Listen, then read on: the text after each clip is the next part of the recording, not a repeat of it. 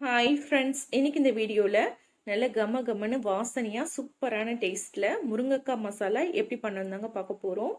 இந்த மாதிரி செஞ்சிங்கன்னா சப்பாத்திக்கு, பிரியாணிக்கு, சைடிஷ்க்கு, சாதத்துக்கு எல்லாத்துக்குமே ரொம்ப சூப்பராக இருக்கும்.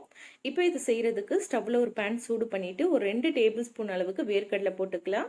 இது வறுக்காத பச்சை வேர்க்கடலை. ஸோ அதனால் ஃபஸ்ட்டு நான் வறுத்துட்டு அதுக்கப்புறமா எண்ணெய் சேர்த்துக்கிறேங்க. நீங்கள் வறுத்த வேர்க்கடலைன்னா டேரெக்டாக எண்ணெய் சேர்த்துட்டு அதுக்கப்புறமா வேர்க்கடலை சேர்த்துக்கலாம். இப்போ 1 டீஸ்பூன் அளவுக்கு எண்ணெய் போட்டிருக்கீங்க. இது கூடவே 1 டீஸ்பூன் அளவுக்கு வெள்ளை எள்ளு போட்டுட்டு கூடவே ஒரு 3 கிராம்பு போட்டுக்கலாம். ஒரு சின்ன அன்னாச்சி பூ, ஒரே ஒரு துண்டு பட்டை போட்டுட்டு இது கூடவே 1/2 டீஸ்பூன் அளவுக்கு சீரகம் போட்டுக்கலாங்க. இப்போ இது எல்லாத்தையும் நல்லா வறுத்து எடுத்துக்கலாம். எள்ளு பார்த்தீங்கன்னா நல்லா வறுபட்டு சடன்னு பொரிஞ்சு வரும். ஸோ அது வரைக்கும் இதை நல்லா வறுத்துக்கலாங்க. இப்போ இது கூட ஒரு 3 டீஸ்பூன் அளவுக்கு தேங்காய் துருவல் போட்டுக்கலாம். இப்போ இது எல்லாத்தையும் சேர்த்து நல்லா வறுத்து எடுத்துக்கலாங்க.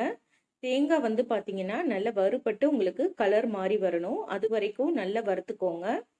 இப்போ இந்த அளவுக்கு வறுத்ததுக்கு அப்புறமா இது கூட கொஞ்சமா கொத்தமல்லி தழை சேர்த்துக்கலாங்க.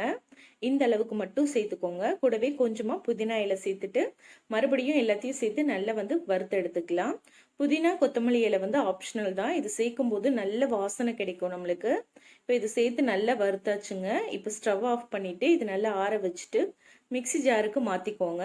கொஞ்சமாக தண்ணி விட்டு இதை நல்லா அரைச்சி எடுத்துக்கோங்க. பாருங்கள், இந்த அளவுக்கு நல்லா அரைச்சிக்கோங்க.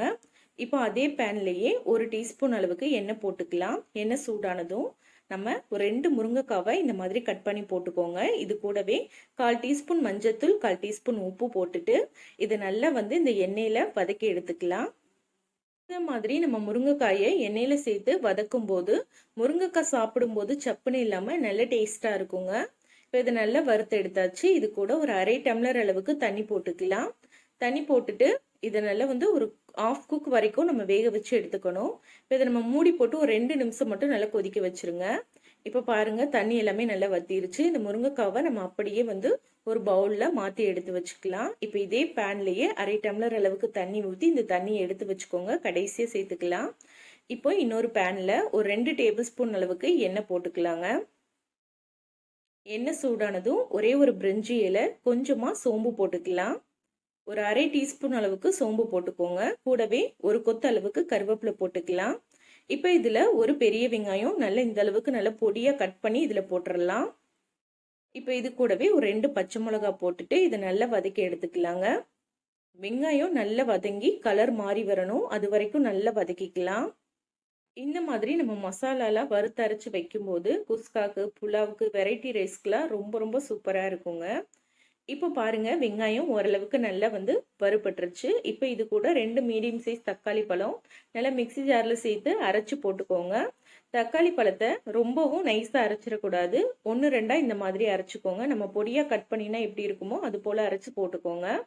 இப்போ இதை நல்லா வதக்கிட்டு இது கூட 1/4 டீஸ்பூன் அளவுக்கு மஞ்சத்தூள், 1 டீஸ்பூன் அளவுக்கு தனி மிளகாய் தூள், கூடவே 1/2 டீஸ்பூன் அளவுக்கு மல்லித்தூள், 1/2 டீஸ்பூன் அளவுக்கு கரம் மசாலா தூள் போட்டுக்கலாம். இப்போ இது எல்லாத்தையும் சேர்த்து மறுபடியும் இதை நல்லா வதக்கி எடுத்துக்கலாங்க.